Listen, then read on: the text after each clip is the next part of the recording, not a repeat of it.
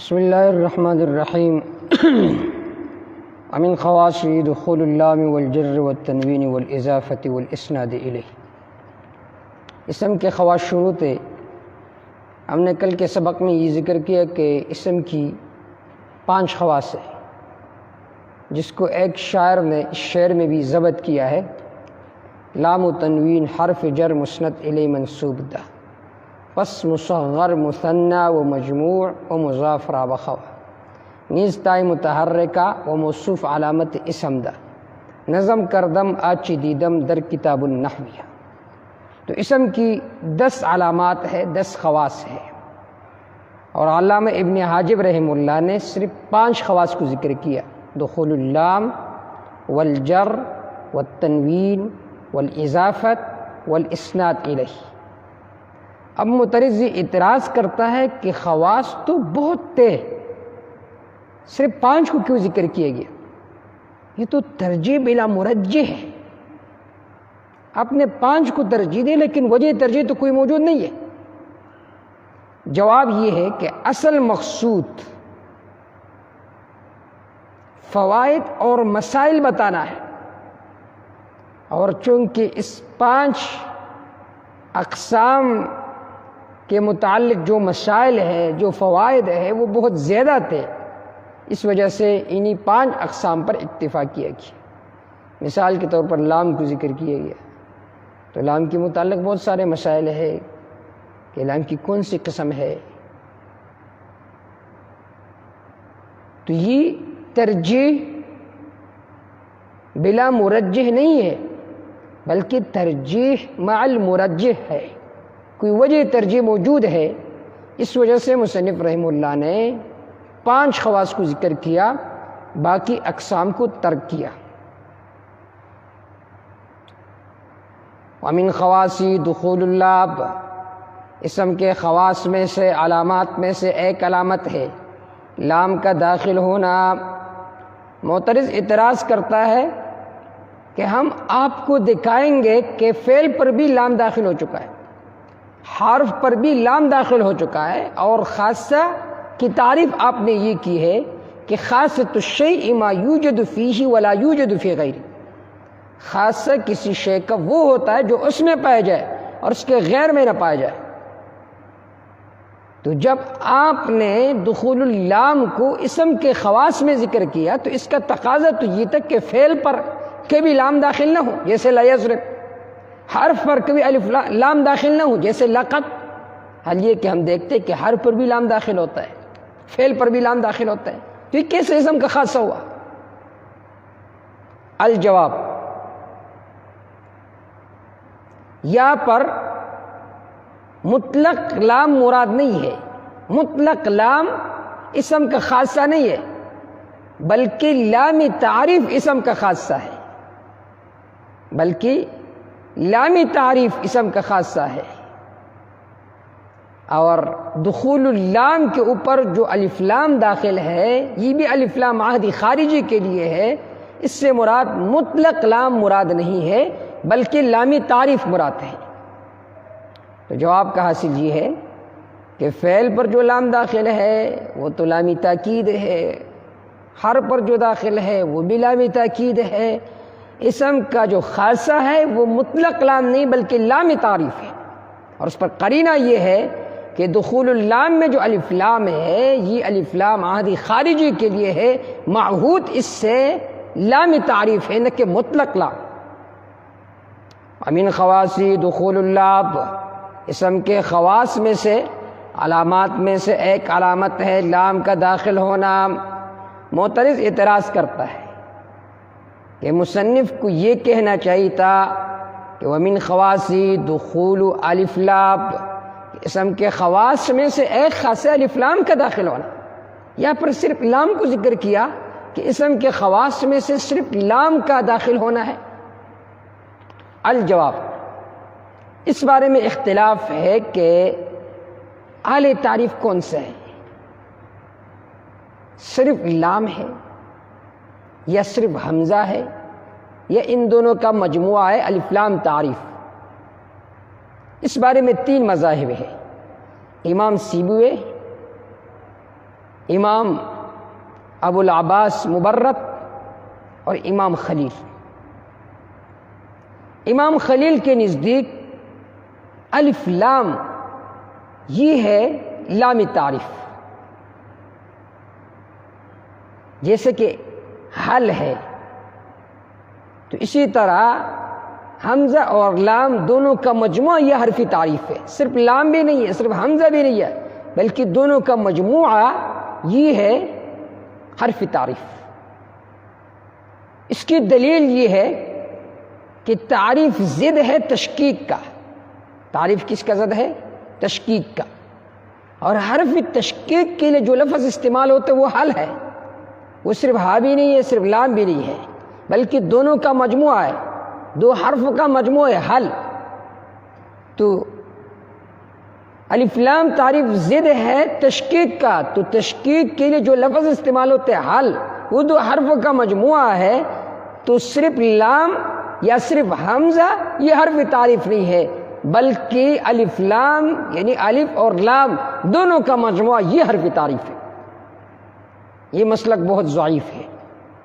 دلیل یہ ہے اگر الف لام حرف تعریف ہوتا تو کبھی حمزہ کو حذف ہم نہ کرتے۔ حال یہ کہ ہم دیکھتے ہیں صرف میں بہت مرتبہ درجے کلام میں جب حمزہ آ جاتا تو وہ گر جاتا ہے، تو اگر حمزہ اور لام دونوں کا مجموعہ آل تعریف ہوتا تو کبھی یہ گرتا نہ۔ درجے کلام میں آنے کی وجہ سے حمزہ کا گر جانا یہ اس بات کی دلیل ہے کہ دونوں کا مجموعہ حرف تعریف نہیں ہے۔ تو یہ تھا ایک مسلک امام خلیل رحمہ اللہ کا، اور یہ بہت زیادہ ضعیف مسلک ہے۔ دوسرا مسلک ابو العباس مبرد کا۔ ابو العباس مبرد فرماتے ہیں کہ یہاں پر آل تعریف جو ہے وہ حمزہ ہے، صرف لام جو ہے یہ جو لائے گیا یہ حمزہ استفہام اور حمزہ تعریف میں فرق کرنے کے لیے لائے گیا۔ دیکھیے حمزہ کے بھی استعمال ہوتے ہیں استفہام کے لیے، تو اگر ہم لام نہ لاتے تو حمزہ تعریف کا التباس آ جاتا حمزہ استفہام کے ساتھ، تو اس التباس کو رفع کرنے کے لیے ہم نے لام کو آخر میں ذکر کیا الف لام، تاکہ یہ التباس رفع ہو جائے، ختم ہو جائے۔ در حقیقت آل تعریف وہ صرف حمزہ ہے۔ یہ مسلک ضعیف نہیں ہے بلکہ اضعف ہے۔ کیوں؟ اس لیے کہ حمزہ جو کہ اصل ہے وہ تو حذف ہوتا ہے درجہ کلام میں آنے کی وجہ سے، اور جو فرع ہے لام وہ باقی رہتا ہے۔ ہونا تو یہ چاہتا کہ اصل باقی رہے اور فرع کو ہم حذف کریں۔ یہاں پر معاملہ بالکل الٹ ہے کہ حمزہ کو تو حذف کیا جاتا ہے لیکن لام جو کہ فرع ہے وہ باقی رہتا ہے۔ دو مسلک ہو گئے، امام مبرد کا اور امام خلیل کا۔ تیسرا مسلک ہے امام سیبوی کا۔ امام سیبوی رحمہ اللہ کے ہاں لام تعریف وہ صرف لام ہے، حمزہ نہیں ہے۔ حمزہ اصلی جس کو لائے جاتے وہ ابتدا بالسکون کی وجہ سے لائے جاتا ہے۔ دلیل کیا ہے؟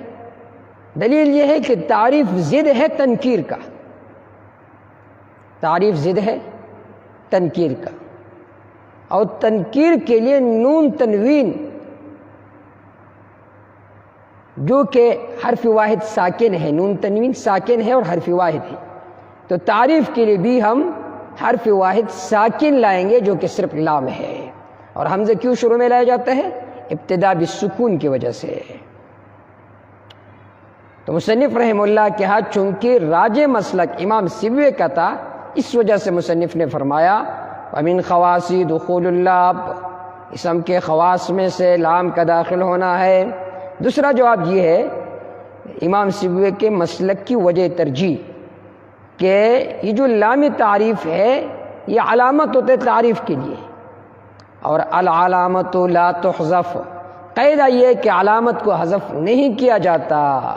تو اس سے معلوم ہوا کہ اعلی تعریف وہ صرف لام ہے، حمزہ نہیں ہے۔ حمزہ کو جو لایا جاتا ہے الحمد کے اوپر یا دوسرے جگہوں میں، یہ ابتدا بالسکون کی وجہ سے لائے جاتے ہیں۔ آخر میں صرف ایک اعتراض اور اس کا جواب۔ معترض یہ اعتراض کرتا ہے کہ لام جو ہے یہ اسم کا خاصہ کیوں ہے، فعل کا خاصہ کیوں نہیں ہے، حرف کا خاصہ کیوں نہیں ہے؟ الجواب، لام تعریف کا وضع ہے معنی مستقل مطابقی پر دلالت کرنے کے لیے۔ لام تعریف کا وضع ہے معنی مستقل مطابقی پر دلالت کرنے کے لیے، اور فعل کا معنی مستقل تو ہوتا ہے مگر وہ تضمنی ہوتا ہے، تین زمانوں میں سے کوئی ایک زمانہ اس میں پائے جاتا ہے، اور حرف کا معنی مستقل نہیں ہوتا، اور اسم کا معنی وہ مستقل ہوتا ہے، تضمنی بھی نہیں ہوتا، تین زمانوں میں سے کوئی ایک زمانہ بھی نہیں پایا جاتا۔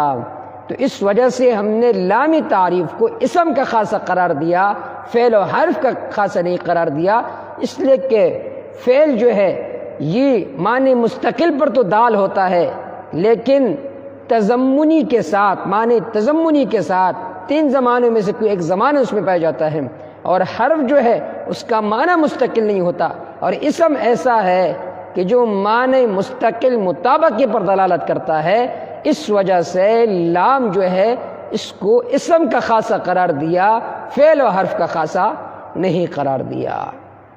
تو ایک علامت ہے اللام، جیسا کہ الحمد کے اوپر الف لام داخل ہے۔ دوسری خاصیت ہے جر اور تنوین، اس بارے میں انشاءاللہ ہم کل تفصیلی بحث ذکر کریں گے، جیسا کہ آج ہم نے لام کے بارے میں ذکر کیا، کیونکہ ہم نے بار بار آپ حضرات کے سامنے یہ بات ذکر کی کہ ہم کافیہ کے ساتھ، جو کہ ایک تفصیلی کتاب ہے اور اس کو بھی پڑھنا چاہیے، بہت سارے لوگوں نے اس کو اپنے نصاب سے نکال دیا کافیہ کو۔ کافیہ کی جو دقائق ہے، جو رموز ہے، وہ کسی اور کتاب میں آپ کو نہیں ملیں گی، لہٰذا اس کو داخل نصاب کرنا چاہیے اور نصاب سے نہیں نکالنا چاہیے۔ اس کے بہت سارے فوائد ہیں۔ یہ جو نحو کے جو مسائل ہے وہ تو آپ علم النحو میں بھی پڑھ لیں گے، ہدایت النحو میں بھی پڑھ لیں گے، اسی طرح الفیہ میں بھی پڑھ سکتے ہیں، شرح ابن عقیل میں بھی پڑھ سکتے ہیں، وہ اتنے دقیق نہیں ہوتے، لیکن جب آپ تفصیل سے باخبر ہو جاؤ گے تو یہ جو خلاصے ہوتے ہیں نحو کے، اس کا سمجھنا پھر آپ کے لیے آسان ہو جائے گا۔ تو اس کو نصاب سے نہیں نکالنا چاہیے، داخل نصاب یہ ہونا چاہیے۔ بہت ہی اہم کتاب ہے نحو کی، اور جتنے بھی نحو کی کتب ہے، ہدایت النحو ہے، شرح جامی ہے، اس طرح دوسری کتب ہے، اگر آپ چاہتے ہو کہ آپ اس کو سمجھے تو اس کے لیے ضروری یہ ہے کہ آپ کافیہ کو سمجھیں۔ کافیہ کے جو اعتراضات ہیں بنیادی، اگر وہ سمجھ آ گئے تو انشاءاللہ تعالی جو دوسری کتب ہے وہ خود بخود آپ سمجھ جاؤ گے۔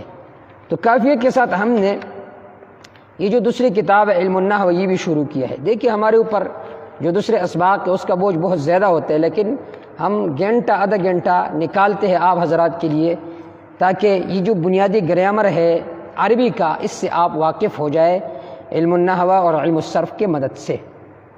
ہم نے اقسام شروع کیے تھے، اس میں غیر متمکن کی اقسام، چند اقسام ہم نے ذکر کی۔ ایک قسم مضمرات کی جو اقسام ہے وہ ہم نے ذکر کی، 5 اقسام: مرفوع متصل، مرفوع منفصل، منصوب متصل، مجرور متصل کو ذکر کیا، اسماء موصولہ کو، اور تیسرے نمبر پر چوتھے نمبر پر اسماء افعال۔ آج ہے 5ویں قسم، جسے اسماء اصوات کہا جاتا ہے۔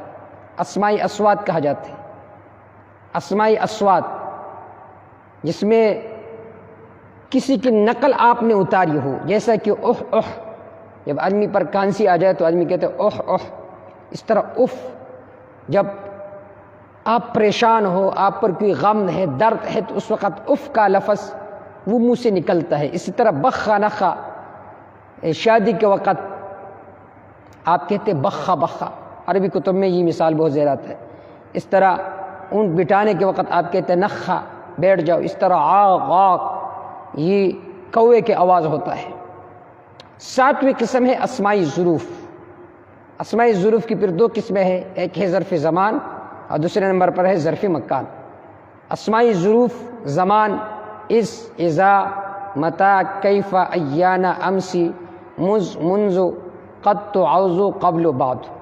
آج ہم صرف امس تک پڑھیں گے اور جو اس کی ترکیبیں ہیں وہ بھی ساتھ ساتھ پڑھیں گے۔ نمبر 1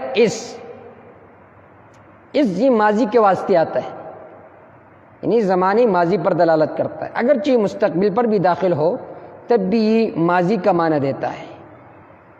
اور اس کے بعد جملے اسمیہ بھی ہوتے ہیں اور جملے فعلیہ دونوں آ سکتے ہیں۔ جملہ اسمیہ کی مثال جیسا کہ جئتک اطلعت الشمس، میں آپ کے پاس آیا تھا جس وقت سورج طلوع ہو گیا تھا، یا جئتک اذ الشمس طالعۃ، میں آپ کے پاس آیا تھا جس وقت سورج طلوع ہو گیا تھا۔ تو اس کے بعد جملہ اسمیہ بھی آ سکتا ہے اور جملہ فعلیہ بھی آ سکتا ہے۔ جئتک، میں آپ کے پاس آیا تھا اذ الشمس طالعۃ، جب سورج طلوع ہو گیا تھا۔ اس کی ترکیب یہ ہے جئتک اذ طلعت الشمس طالعۃ والشمس طالعۃ۔ جئت صیغہ واحد متکلم، بحث اثبات فعل ماضی معروف، یہ جاء یجیء سے ہے، اس کے اندر ضمیر مستتر ہے جئتک، میں آپ کے پاس آیا تھا، ضمیر تا ضمیر ہے اس کا فاعل جئتک، اور کاف ضمیر منصوبی متصل مفعول بھی ہے۔ جئت اپنے فعل، فاعل اور مفعول بھی کے ساتھ مل کر یہ جملہ فعلیہ خبریہ جزا مقدم ہے، جملہ فعلیہ خبریہ جزا مقدم، یہ جزا ہے جئتک، میں آپ کے پاس آیا تھا۔ کیوں آیا تھا؟ شرط کیا ہے؟ اذ الشمس طالعۃ، جبکہ سورج طلوع ہو گیا تھا۔ تو اس وجہ سے ہم نے کہا کہ جئتک جملہ فعلیہ خبریہ جزا مقدم ہے، اور اس شرطیہ ہے، اس طلعت الشمس، اس شرطیہ ہے، طلعت صیغہ واحد مؤنث غائبہ، بحث اثبات فعل ماضی معروف۔ والشمس طالعۃ معطوف علیہ ہو گیا، اور آگے ہے والشمس طالعۃ، والشمس طالعۃ، واو حرف عطف ہے اور اس شرط ہے، واو حرف عطف ہے اور اس شرط ہے، تو واو حرف عطف ہے والشمس طالعۃ، واو حرف عطف ہے، اس شرط ہے، الشمس مبتدا ہے، طالعۃ اس کا خبر ہے۔